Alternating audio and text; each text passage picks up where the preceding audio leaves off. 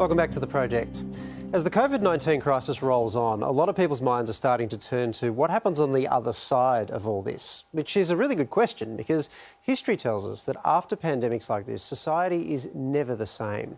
The Black Death in the 14th century halted wars and transformed the balance of class power. Sir Isaac Newton did some of his best work while cooped up at home during the Great Plague of London.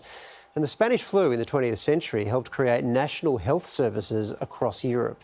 These events can alter the course of history. So this week, we take a look into the future to see how this crisis could change our world if we have the courage to let it. Tonight, welfare and how the government's response to COVID-19 could reshape Australia's approach to a social safety net. For many, young and old, 2020 will be the toughest year of our lives. In the last fortnight, we've lost every contract. Had to leave my job. We have to find a whole second mortgage payment. Ending staff employment. $66 billion. $130 billion. It's a really uncertain situation. It's so exhausting being on the street. It is their life. Their bank will do the right thing by them. We are enhancing in an unprecedented way Australia's safety net. This is a great opportunity for us to rethink what do we value.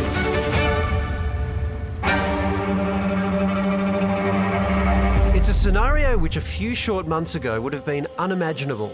Welfare payments doubled. Childcare? It will be free. A staggering approach from a government with a long, tough history on welfare. The best form of welfare is a job. We've got to make judgments on what is affordable within the budget. Constantly spending more money and not getting any better result is not the right thing for us to be doing. If you have a go in this country, you'll get a go. For years, it fiercely resisted moves to raise Newstart despite clear evidence from business, finance and social services sectors that an increase was desperately needed. But then, thanks to the virus, a complete turnaround. Effectively doubling the job seeker allowance. It's taken a global pandemic, but the unemployed finally have more than a measly $39 a day to survive on. It's the first increase in real terms since 1994. But that wasn't even the biggest of the handouts. We will pay employers to pay their employees and make sure they do. The JobKeeper wage subsidy. $130 billion to keep Aussie workers on the payroll, a scheme that will see some paid above and beyond their usual wage, in some cases for doing no work at all. One of the gifts of COVID must be for all of us the fact that we have government now talking about every job is important, every person is important, particularly our vulnerable. That's such a shift in the way that we think. So how long will this newfound generosity last? The government's been clear the welfare measures are temporary. Free childcare will be reassessed after 3 months. JobKeeper, 6 months. Job Seeker, the new and improved Newstart, is pumped up by a COVID-19 supplement which also lasts just 6 months. And at least for now, the government says it wants to adopt what it calls an aggressive pro-business strategy with tax breaks and less regulation. But that means less tax coming into government coffers and therefore less money going out on things like welfare. But winding things back could prove to be a tough sell. Look, it's so easy for government to give a benefit, to try and meet a particular need or to buy a level of political support. But it's not long before that benefit is soon perceived often as a right or an entitlement, and you try and take it off them. This extraordinary situation has brought us to a fork in the road. We know what the old path looks like. Welfare recipients living below the poverty line, mums unable to re-enter the workforce because the cost of childcare is just too great.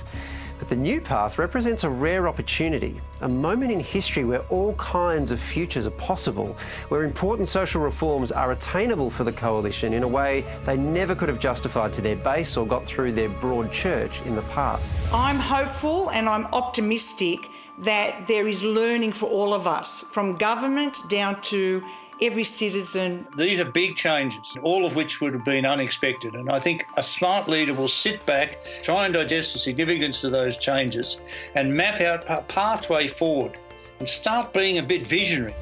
So let's for a moment imagine a different future, one where childcare is free or at least more heavily subsidised. A KPMG report last year estimated that fixing the old system so it doesn't penalise mums for working more days would cost $368 million. The return?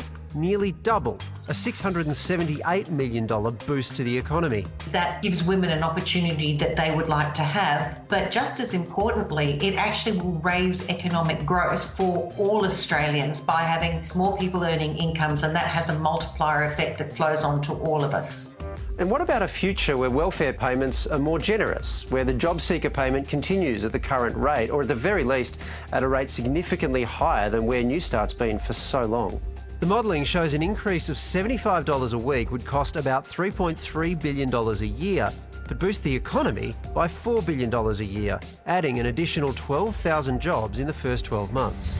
The more income people have, the more they spend, the more businesses' revenue goes up, the more they're able to employ other people. So income tax goes up, business tax goes up, and so individuals benefit, society as a whole, and government benefits. It's a path that could have a huge impact on our attitudes towards welfare, which are already beginning to change in these challenging times. The dole queues that we've seen, when you've experienced it yourself, I think you'll have more empathy.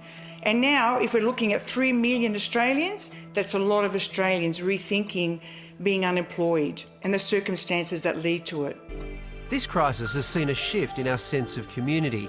Neighbours helping neighbours, the strong helping the more vulnerable. Australians taking pride in our identity as a nation that gets behind those doing it tough.